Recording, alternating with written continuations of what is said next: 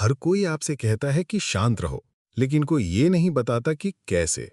और सच कहें तो इस भाग-दौड़ और शोरगुल वाली दुनिया में शांत रहना ऐसा है जैसे तूफान के बीच सांस रोककर खड़े रहना। हर वक्त कोई ना कोई बहस में खींच लेता है, छोटी सी बात चुप जाती है या किसी की कही एक लाइन बार-बार दिमाग में गूंजती रहती है। लेकिन अगर मैं कहूं कि असली ताकत तेजी से, ज्यादा जोर से या तुरंत प्रतिक्रिया देने में नहीं है, बल्कि बिल्कुल भी प्रतिक्रिया ना देने में है। उल्टा लगता है ना? लेकिन यही सच है। कमरे में सबसे मजबूत इंसान वो नहीं जो सबसे पहले बोल दे, बल्कि वो होता है जो तय करता है कि कब बोलना है और कब चुप रहना है। और फर्क बस इसी बात से तय होता है कि कमरे को कौन कंट्रोल करता है और कौन कंट्रोल हो रहा है।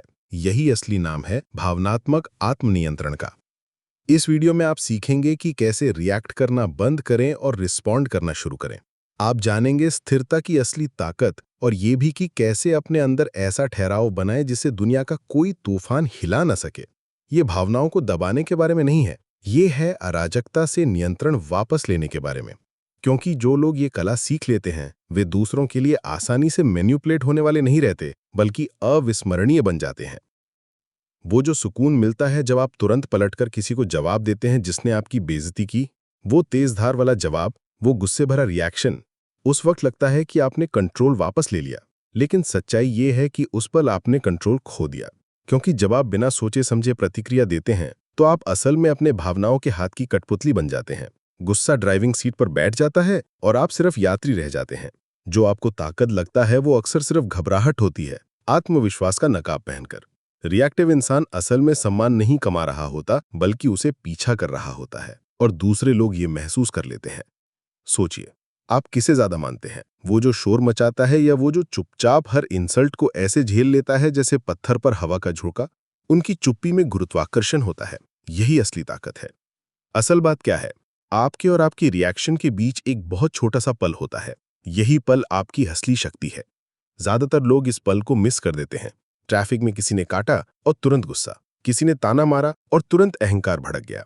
लेकिन अगर आप उस एक सेकंड रुक पाए तो आप अपने दिमाग को रीवायर कर रहे हैं। आप खुद को ट्रेन कर रहे हैं कि रिस्पॉन्ड करें, फट न पड़े।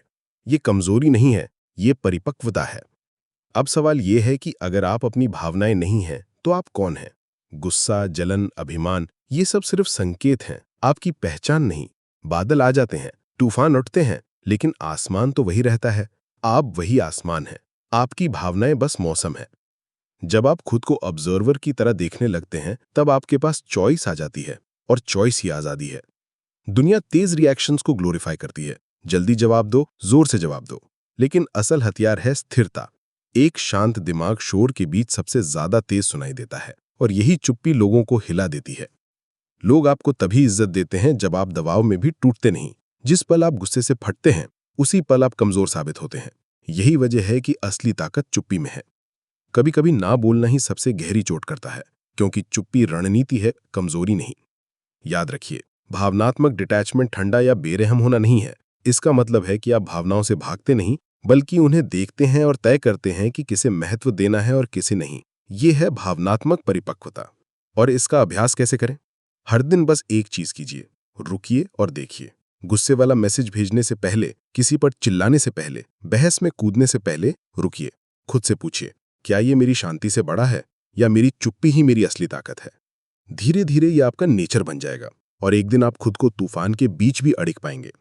आखिरकार असली ताकत दिखाने की जरूरत नहीं पड़ती। वो तब दिखती है जब कोई आपको तोड़ने की कोशिश करे और आप हिलते भी नहीं।